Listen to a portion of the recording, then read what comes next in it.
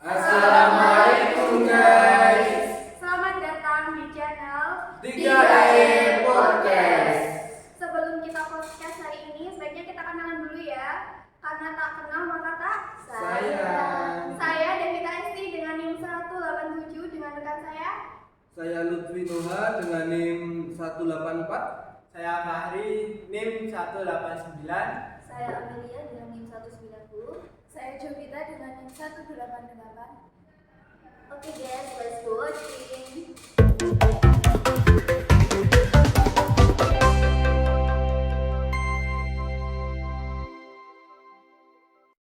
Oh iya, jadi kita kumpul di sini tuh mau ngebahas tentang apa sih? Ilmu kalam kan? Emang ilmu kalam di dalamnya ada apa?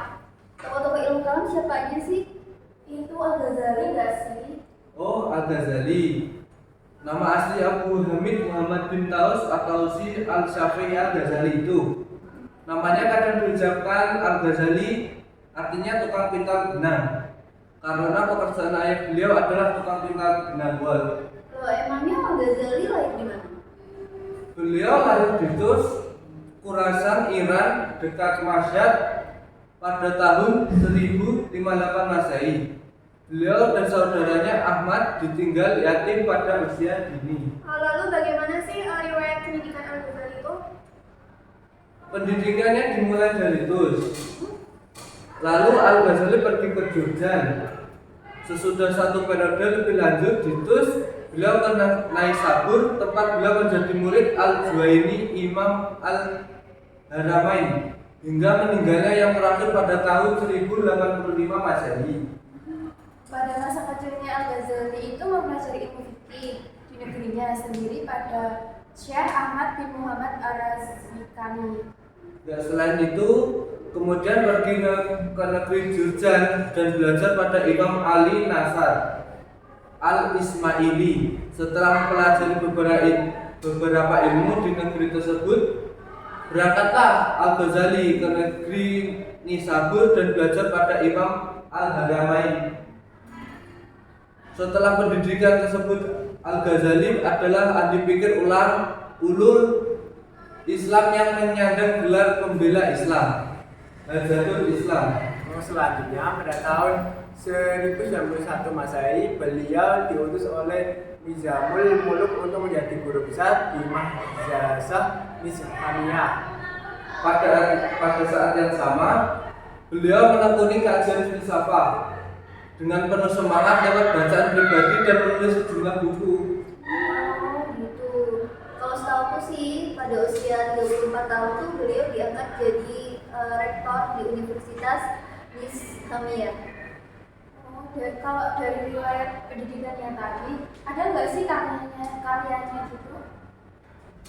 Ada di sepengetahuanku ada. Al-Ghazali telah mengarang film besar kitab yang waktu mengajar di Baghdad, seperti Al-Basit, Al-Wasit, Al-Wajiz, dan Al-Falasafah fi ilmi fikih. Oh, tapi hanya 4 tahun kan ya Al-Ghazali menjadi rektor di Universitas Nizamiyah. Karena setelah itu beliau tuh mengalami krisis rohani atau keraguan yang meliputi akidah dan semua jenis makrifat. Secara diam-diam beliau meninggalkan Baghdad menuju Syam agar tidak ada yang menghalangi kepergiannya, baik dari penguasa khalifah maupun sahabat dosen seuniversitasnya. Selain Al-Ghazali ada nggak ya tokoh ilmu kalam? Ada sih, namanya Ibnu Taimiyah. Siapa sih Ibnu Taimiyah itu? Ibnu Taimiyah dilahirkan di kota Haram pada hari Senin, tepatnya sebelum 10 Rabiul Awal 661 Hijriah dengan mazhab Hambali. Beliau adalah salah satu manusia yang Allah beri nikmat berupa tumbuh di keluarga ulama dan cendekia yang sehari-harinya bergelut dengan ilmu. Pada tahun 1268 Masehi, Ibnu Taimiyah diberi mengungsi keluarganya ke Damaskus karena pada saat itu bencana menimpa umat Islam bangsa Mongolia menyerang besar-besaran ke kota kelahiran Ibnu Taimiyah. Ketika pindah ke Damaskus, Ibnu Taimiyah baru berusia 6 tahun. Oh, kalau setahu sih di Damaskus dia tuh belajar pada banyak guru dan memperoleh berbagai macam ilmu. Di antara itu matematika, ilmu menulis Arab, nahwu dan usul fikih. Ia dikaruniai kemampuan mudah hafal dan sukar lupa. Hingga dalam usia muda ia tuh jadi hafiz Quran gitu loh.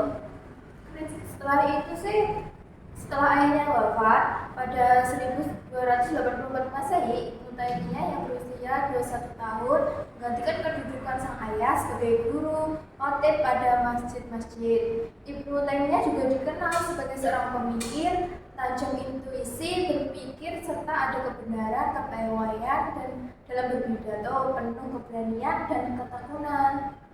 Lalu apa peran beliau pada waktu itu? Peran Ibnu Taimiyah memimpin sebuah pasukan untuk melawan pasukan Mongol di Sabah, dekat kota Damaskus pada tahun 1299 Masehi, dan dia mendapatkan kemenangan. Dan kemudian karirnya itu dia tetap mengajar sebagai profesor yang ulung. Sebelumnya masuk kepada pemikiran kalam di era Al-Ghazali, sebaiknya kita tahu dulu nggak sih tentang apa itu ilmu kalam? Iya, ilmu kalam kan itu kan hubungan antara Allah sebagai pencipta dengan makhluknya, mengenai nama-namanya dan sifat-sifat Allah yang harus diakui oleh manusia itu sendiri. Nah, ilmu kalam itu juga dikenal sebagai ilmu akidah, bisa juga sebagai ilmu tauhid maupun ilmu usuluddin. Kalau menurut Imam Al-Ghazali, orang itu tidak menggunakan akal dan hanya dengan Al-Quran, ibarat seperti orang yang condong terhadap cahaya matahari tetapi menutup peluang matahari. Iya, benar banget. Ada lagi juga pemisalan orang yang hanya menyadarkan kepada akal untuk mencari kebenaran tanpa adanya dalil Al-Quran maupun hadis, itu ibarat seperti orang yang buta matanya. Karena itu, akal dan wahyu harus sejalan karena dua-duanya adalah cahaya di atas cahaya. Seperti dalam kitab Al-Ghazali yang berisi Al-Muqaddim. Lalu beliau juga menghasilkan karya tentang ilmu kalam. Contohnya yaitu kitab Iljam Al-Awam yang berarti menyelamatkan orang-orang awam dari ilmu kalam, yang ditulis beliau 2 minggu sebelum wafat. Dari kitab yang dihasilkan itu emang isinya apa sih? Kalau menurut yang aku baca ya, Al-Ghazali ada 7 tugas atau wajifah yang telah diyakini oleh seluruh generasi salaf sebagai kewajiban yang harus dilakukan oleh seluruh orang awam. Iya, benar banget. Ada 7. Yang pertama yaitu pensucian. Itu berarti kayak mensucikan Allah dari sifat-sifat buruk dan tidak menyembahkan Allah terhadap apapun itu. Yang kedua ada pembenaran. Berarti percaya bahwa apa yang disabdakan Nabi atau Rasul itu benar adanya. Lalu yang ketiga ada pengakuan akan kelemahan, yaitu kita mengakui bahwa pengetahuan tentang apa yang dikehendaki Allah adalah di luar batas kemampuan dirinya dan bukan urusannya. Yang keempat yaitu diam dan tidak memberikan komentar, tidak perlu bertanya sih tentang maknanya dan tidak akan juga diperbincangkan. Lalu yang kelima, menahan diri untuk tidak membahas, tidak mengolah kata-kata tersebut dengan cara mentafsir atau mengganti dengan bahasa lain, menambah, mengurangi, memadukan dan memisah-misahkan, bahkan tidak seharusnya mengatakan kecuali dengan kata-kata yang itu saja. Lalu yang keenam, ada mengendalikan diri, itu bermaksud kayak mengendalikan hati kita untuk tidak berkontemplasi. Yang ketujuh, menyerahkan masalahnya kepada orang yang ahli dengan tidak berkeyakinan bahwa hal itu tidak bisa diketahui oleh Rasulullah atau para nabi, as-siddiqin dan para wali. Wah, ternyata ada banyak ya. Iya. Jadi itu loh, ilmu kalam bertujuan untuk memperkuat keimanan ataupun keyakinan terhadap Allah SWT melalui nalar dan hal. Iya. Lalu apa sih pemikiran Ibnu Taimiyah? Kalau pemikiran Ibnu Taimiyah itu seperti dikatakan Ibrahim Muhammad Zabur adalah sebagai berikut. Yang pertama itu sangat berpegang teguh kepada nas, yaitu Al-Quran dan hadis. Terus yang kedua, tidak memberikan ruang gerak pada akal. Yang ketiga, berpendapat bahwa Al-Quran itu mengandung semua ilmu agama. Yang keempat, di dalam Islam kita hanya meneladani 3 generasi saja, yaitu sahabat, tabi'in, dan tabi'in.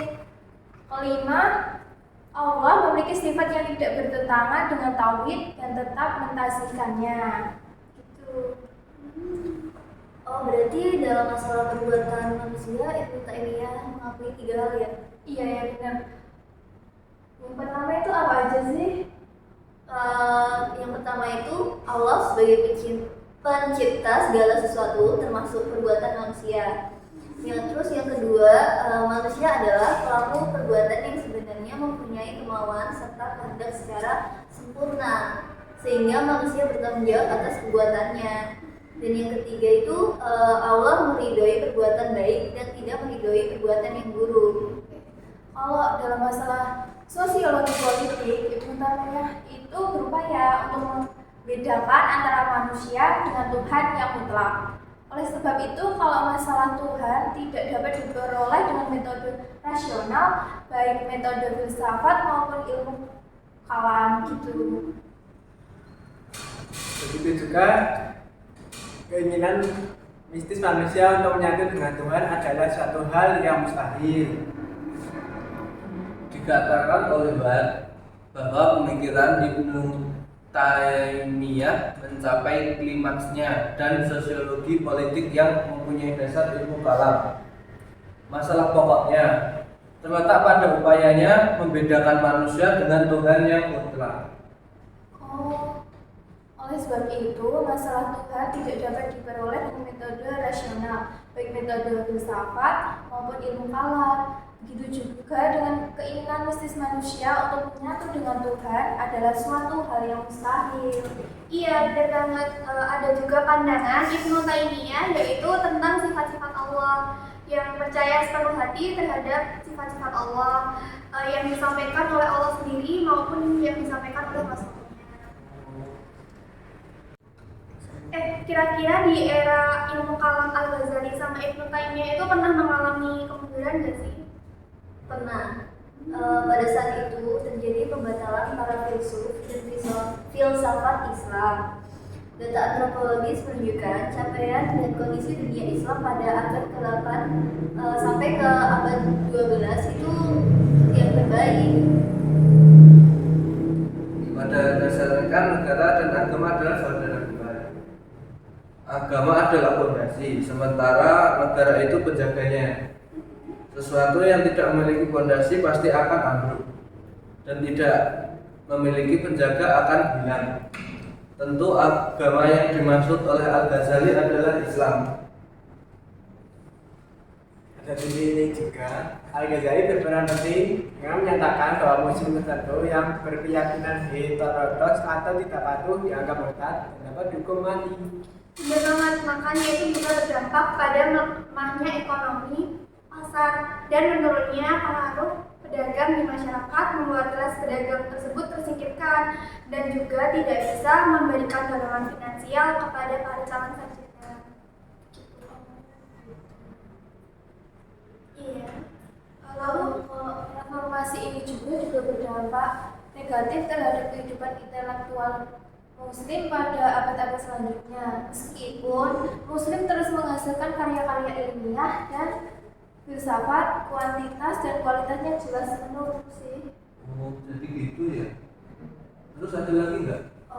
Berarti itu kayak bisa disimpulin kemunduran yang kalam yaitu pada peran negatif utama Al-Ghazali dalam kehidupan intelektual Muslim, bukan dalam hal rincian pandangannya yang sering tidak konsisten, melainkan kontribusinya bagi konsolidasi persekutuan ulama negara. Khususnya penegakan gagasan bahwa mereka yang memiliki pandangan heterodoks dianggap murtad menjadi pilar penting persekutuan tersebut dalam menekankan lawan keagamaan dan politik. Terus ada lagi nggak yang lain? Ada. Dengan gagasan demikian mematahkan semangat mereka yang tertarik dan serius mempelajari cabang-cabang ilmu yang tidak termasuk ilmu keagamaan seperti yang disusun Al-Ghazali. Oke guys, jadi itu aja yang dapat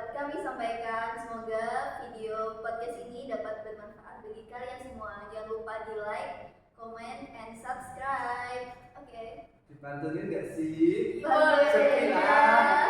Tetangga baru namanya Wawan, punya anak namanya Ahsan. Mohon maaf jika ada kekurangan, jika ada lebihnya tak usah dikembalikan. Wassalamualaikum warahmatullahi wabarakatuh.